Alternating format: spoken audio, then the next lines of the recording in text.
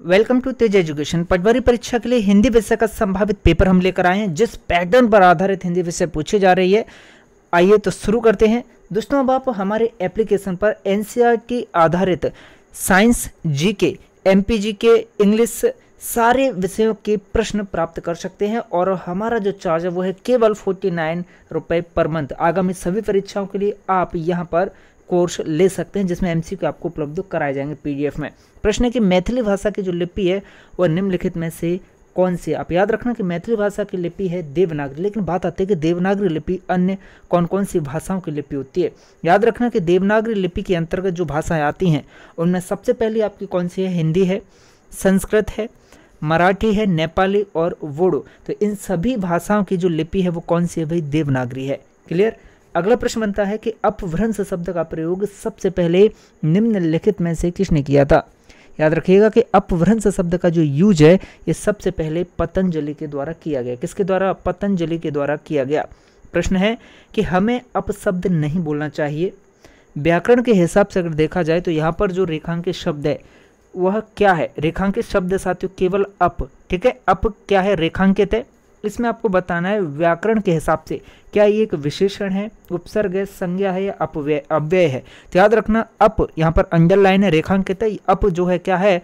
उपसर्ग है, जिसमें अप क्या है? अप एक क्या है? उपसर्ग है अपशब्द में। अब देखिएगा, अप उपसर्ग और किस किस में?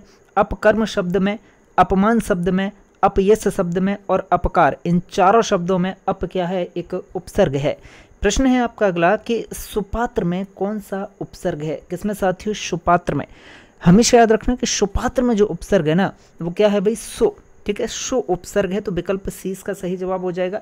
लेकिन अब सु उपसर्ग वाले कुछ अन्य शब्द भी आप जान लीजिएगा। उपसर्ग प्रत्यय एक ऐसा टॉपिक है जिसका अगर आपने ज़्यादा से ज़्यादा प्रैक्टिस कर रखा है तब आप प्रश्न बिल्कुल सही चिपका के आओगे। देखिएगा, सुकर्म में सु उपसर्ग है, सुगंध में सु उपसर्ग, सुपुत्र में सु उपसर्ग, सुयोग्य में और स्वच्छ में। ठीक है, क्या है? इन सभी में सु उपसर्ग है।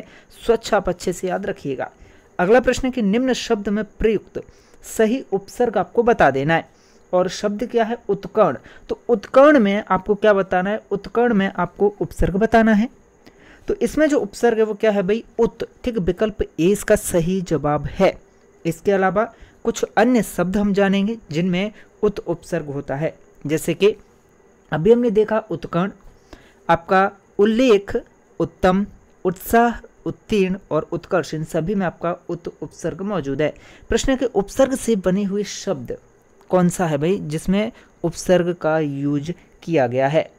तो उपसर्ग से बना हुआ जो शब्द है वो है अनीत। ठीक है भाई, इसमें अ क्या है?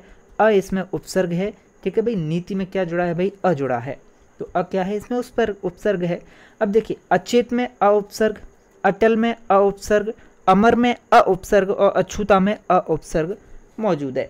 प्रश्न है आपका अगला कि देवर को स्त्रीवाचक अगर आपको बनाना है तो आप कौन से प्रत्यय का यूज करेंगे। किसमें भाई? देवर को अगर क्या बनाना है भाई? स्त्रीवाचक बनाना है तो देवर का स्त्रीवाचक क्या होता है भाई? देवर का स्त्रीवाचक होता है देवरानी। तो इसमें क्या भाई? आनी प्रत्यय का यूज किया जाएगा। अब देखिए, आनी प्रत्यय कौन कौन से शब्द में होता है तो याद रखिएगा, नौकरानी में आनी प्रत्यय, सेठानी में भाई सेठ धन आनी। ठीक है, तो सेठानी, जेठ धन आनी जेठानी, इंद्र धन आनी इंद्राणी और मत धन आनी मथानी। ठीक है भाई, तो इन सभी शब्दों में कौन सा आपका आनी प्रत्यय मौजूद है। और मैंने पहले ही बताया कि प्रत्यय और उपसर्ग एक ऐसा टॉपिक है जितना ज़्यादा आप इसका प्रैक्टिस कर लेंगे, जितने शब्दों से आप गुजर लेंगे उतना ही आपका ये अच्छा हो जाएगा। गलती होने की संभावना न के बराबर हो जाएगी इस टॉपिक में। ठीक है, प्रत्यय और उपसर्ग में। प्रश्न है कि गांधी जी को हम राष्ट्रपिता कहते हैं। यहाँ पर जो रेखांकित शब्द है इसकी संज्ञा आपको बता देनी है, गांधी जी। ठीक है भाई, ये रेखांकित है गांधी जी, इसमें आपको क्या है? संज्ञा बता देना है। जातिवाचक संज्ञा या भाववाचक या व्यक्तिवाचक या समूहवाचक, तो याद रखना इसमें है कौन सी? आपकी व्यक्तिवाचक संज्ञा है। अब देखिए, व्यक्तिवाचक जो संज्ञा होती है वह किस किस में होती है। तो देखिए भाई, व्यक्तिवाचक संज्ञा राज्यों के जो नाम रहते हैं जैसे मध्य प्रदेश, उत्तर प्रदेश, राजस्थान, तमिलनाडु, केरल, ये सभी के सभी क्या राज्यों के नाम है, तो ये क्या हो जाएगा भाई? व्यक्तिवाचक संज्ञा के अंतर्गत। किसी भी गांव का नाम अगर है, ठीक है, तो वह आप सभी के गांव का नाम क्या है भाई, ये व्यक्तिवाचक संज्ञा। झीलों का कोई भी नाम है तो व्यक्तिवाचक संज्ञा। समुद्रों का नाम व्यक्तिवाचक संज्ञा के अंतर्गत। दिनों के नाम भाई, महीनों के नाम, ये सभी व्यक्तिवाचक संज्ञा के अंतर्गत ही आते हैं। प्रश्न है कि निम्नलिखित में भाववाचक संज्ञा का उदाहरण कौन सा है। ठीक, भोजपुरी, ज्वालामुखी, निजत्व या फिर सभा। तो भाववाचक संज्ञा यहाँ पर है भाई निजत्व। ठीक है भाई, निजत्व क्या है, भाववाचक संज्ञा का उदाहरण है। अगला प्रश्न आपका देखिए बनता है कि भाववाचक संज्ञा के अंतर्गत और क्या क्या आता है। अभी हमने ऊपर देखा व्यक्तिवाचक संज्ञा, चाहे तो किसी राज्य का, गांव का, झील का, समुद्र का, दिनों और महीनों के नाम, ये सभी व्यक्तिवाचक संज्ञा के अंतर्गत थे। मातृत्व हो हमारा, पितृत्व, ठीक है, ये जो शब्द है मातृत्व, पितृत्व, ममत्व, भ्रातृत्व, लघुत्व, वीरत्व, अपनत्व, दासत्व, ये सभी के सभी भाववाचक संज्ञाओं के उदाहरण है। और इसे भाई वेरी वेरी खतरनाक वाला मोश लगा लो। ठीक है, आगे बढ़ते हैं। चलिए, प्रश्न बनता है आपका कि इतना सवेरे कुछ पीना चाहता है क्या।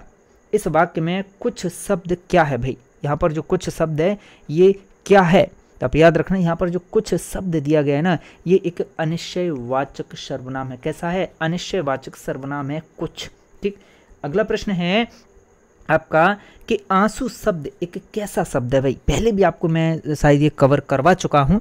ठीक है, तो जिन्होंने पूरी क्लासेस अटेंड की होंगी ना, वो लोग तो भाई 90% प्रश्नों को सही करके आएंगे और यहाँ इस क्लास में भी कर रहे होंगे। तो आंसू शब्द जो है ये एक पुल्लिंग शब्द है। हमेशा क्या कहा जाता है, आपकी आंखों से आंसू निकल रहे हैं, आंसू निकल रहे हैं, आंसू बह रहे हैं, मतलब पुल्लिंग। हम ये नहीं कहते कि आंसू बह रही है, आंसू निकल रही है, नहीं। ठीक है, तो क्या है, आंसू पुल्लिंग शब्द होता है। कुछ तो व्यवहारिक प्रश्न आ जाते हैं भैया, व्यवहारिक जीवन वाले हिंदी में। ठीक है, देखिएगा पुल्लिंग शब्द और कौन कौन से हैं, दर्शन, ठीक है, प्राण, होश, केस, हस्ताक्षर, समाचार और अक्षत, ये सभी के सभी कैसे भाई पुल्लिंग शब्द है। ठीक है, मोश इसको लगाइएगा, स्टार इनको लगाइएगा भाई इन शब्दों को। आगे बढ़ते चले। प्रश्न है कि बाबू शब्द में लिंग के कारण विकार उत्पन्न होने पर निम्नलिखित में से कौन सा शब्द प्राप्त होगा।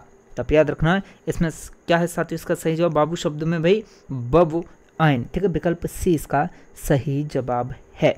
ठीक है, आगे बढ़ते हैं। चलिए, प्रश्न है ठाकुर का स्त्रीलिंग होता है भाई ठकुरायन, पंडित का होता है पंडितायन, लाला का होता है ललायन। ठीक है भाई, अगला प्रश्न है कि अली, मधुप, मधुकर, ये निम्न में से किसके पर्यायवाची हैं। अली, मधुप, मधुकर, ये तीनों के तीनों पर्यायवाची हमारे किसके भाई, भौरा के। किसके, भौरा के पर्यायवाची हैं ये। अब देखिए कुछ महत्वपूर्ण पर्यायवाची आपकी स्क्रीन पर हैं, और हमने जितने भी आपको संभावित पेपर हिंदी विषय के करवाए हैं उनमें आपको हमने पर्यायवाची और विलोम शब्द, ठीक है, आपकी पटवारी परीक्षा में आ रहे हैं। ठीक है, और एक महत्वपूर्ण ये टॉपिक है, 3 से 4 प्रश्न बन रहे हैं। तो विलोम और पर्यायवाची हमने ढेर सारे आपको करवा दी, ये चारों पर्यायवाची आपको अच्छे से याद रखने हैं। ठीक है, आगे बढ़ते हैं। चलिए, प्रश्न है कि सुरभ, सौरभ, सुबास, ये सभी के सभी किसके पर्यायवाची है। तो सुरभ, सौरभ, सुबास, ये सभी पर्यायवाची हैं सुगंध के। किसके भाई, सुगंध के। अगले ये 4 पर्यायवाची हमारी तरफ से फिर से मोस्ट ले लीजिएगा, इनको भी याद रखिएगा। ठीक, स्क्रीनशॉट लीजिएगा। आगे बढ़ते हैं। प्रश्न है कि गरल का पर्यायवाची शब्द भाई निम्नलिखित में से क्या होगा। किसका, गरल का पर्यायवाची। तब याद रखना गरल का जो पर्यायवाची है भाई ये क्या होगा, विष। क्या होगा भाई, गरल का पर्यायवाची विष। अगला प्रश्न है आपको कि शिक्षा का पर्यायवाची क्या होता है। तो शिक्षा के पर्यायवाची आपको याद रखनी है शिक्षण, विद्या, सीख, उपदेश, तालीम और ज्ञान। ठीक, अगला प्रश्न बनता है देखिएगा कि विष का विलोम आपको बता देना है। तो विष का विलोम क्या होगा भाई, बेहद आसान है, अमृत। ठीक, अब कुछ अन्य शब्द भी देखिएगा जो कि विलोम दिए गए हैं। सुधा का विलोम होता है गरल, निर्मल का होता है मलिन, अग्नि का होता है विलोम जल। अगला प्रश्न है कि निजी शब्द का जो विलोम है वह क्या होगा। किसका भाई, निजी शब्द का। तो निजी शब्द का विलोम होगा भाई क्या, सार्वजनिक। क्या होगा, निजी का विलोम भाई सार्वजनिक होगा। अब देखिए कुछ विलोम और दिखेगा। अपनापन का विलोम होगा भाई क्या, परायापन। स्वयं का विलोम होगा भाई क्या, दूसरा। एक का विलोम होगा भाई क्या, अनेक। एकता का होगा अनेकता। ज्ञान का होगा भाई क्या, अज्ञान। ठीक, ये सभी विलोम शब्द हैं। अगला प्रश्न बनता है आपका देखिएगा कि अनेकार्थी शब्द कोटि का अर्थ निम्नलिखित में से क्या नहीं है। किसका भाई, कोटि का अर्थ निम्नलिखित में से क्या नहीं है। तो याद रखना कोटि का अर्थ होता है भाई धनुष की नोक, कोटि का अर्थ होता है करोड़, कोटि का अर्थ होता है वर्ग, लेकिन अर्थ क्या नहीं होता, आशीर्वाद जो है कोटि का अर्थ नहीं होता, इतना आप याद रखना। अगला प्रश्न है आपका देखिए, प्रश्न है कि भाई सदंसिका का तद्भव शब्द निम्नलिखित में से कौन सा है। किसका भाई, सदंसिका का। तो याद रखिएगा सदंसिका का जो तद्भव है ये है भाई आपका क्या, सणसी। क्या है, सणसी।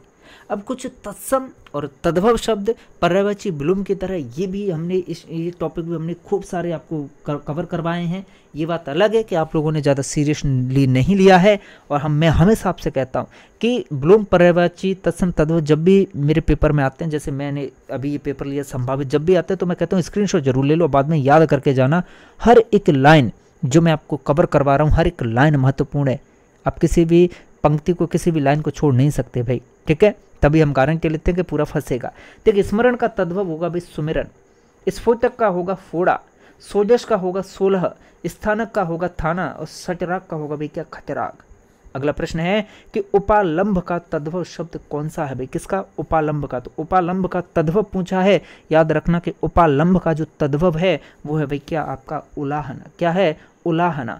अगला प्रश्न है आपका कि निम्न में से किस लेखक की आत्मकथा का नाम भाई क्या भूलूं क्या याद करूं है। क्या भूलूं और क्या याद करूं। तो ये जो आत्मकथा है ये है भाई हरवंश राय बच्चन की। किसकी, हरवंश राय बच्चन की आत्मकथा है। अगला प्रश्न है कि संचारी भाव को और किस नाम से भाई जाना जाता है, संचारी भाव को। तो याद रखिएगा कि संचारी भाव को और जाना जाता है भाई किसके नाम से, व्यभिचारी के नाम से भी संचारी भाव को जाना जाता है। बात आती है कि संचारी भाव भाई कितने होते हैं। तो याद रखना संचारी भाव की जो संख्या है वो कितनी है भाई, 35 है। कितनी है, 35 है। ठीक, आगे बढ़ते हैं। चलिए, प्रश्न है कि रसोत्पत्ति में आश्रय की चेष्टाएं क्या कहलाती हैं। याद रखिएगा कि रसोत्पत्ति में आश्रय की जो चेष्टाएं होती हैं ना, आश्रय की जो चेष्टाएं होती हैं ये कहलाती हैं भाई आपकी क्या, अनुभाव। क्या कहलाती हैं, अनुभाव कहलाती है। बात आती है कि अनुभाव के कितने भेद होते हैं। तो याद रखना अनुभाव के भाई 4 भेद होते हैं, कायिक, आहार्य, वाचिक और सात्विक। ठीक, अगला प्रश्न है कि काव्य शास्त्र के अनुसार रसों की जो संख्या है वह कितनी। किसके अनुसार, काव्य शास्त्र के अनुसार। तो याद रखना कि काव्य शास्त्र के अनुसार रसों की संख्या भाई 9 होती है। कितनी होती है, 9 प्रकार के रस होते हैं काव्य शास्त्र के अनुसार। प्रश्न के सात्विक भावों के भेदों की संख्या कितनी है। सात्विक भावों के भेदों की संख्या आपसे पूछा जा रहा है। तो ये प्रश्न आज का आपके लिए भाई क्वेश्चन ऑफ द डे है, हमारी तरफ से क्वेश्चन ऑफ द डे। जितना भी भाई आप लोगों ने पढ़ा है, किस किताब से पढ़ा है, इसका आंसर जरूर कमेंट कीजिएगा सभी लोग, ठीक है। कि सात्विक भावों के भेदों की जो संख्या है वो निम्नलिखित में से कितनी होगी। और ऐसे ही शानदार भाई हिंदी विषय के मॉडल पेपरों के लिए आप बने रहें तेज एजुकेशन के साथ। और पूरे PDF अब आपको हम केवल 49 रुपये में उपलब्ध करवा रहे हैं अपने एप्लीकेशन पर। NCERT आधारित पूरी प्रश्नोत्तरी जिसमें आपको हम कवर करवाएंगे, Madhya Pradesh current affair cover करवाएंगे। तो एप्लीकेशन पर जाएं और आगामी परीक्षाओं की तैयारी के लिए आप अभी से जो है नोट्स प्राप्त करें।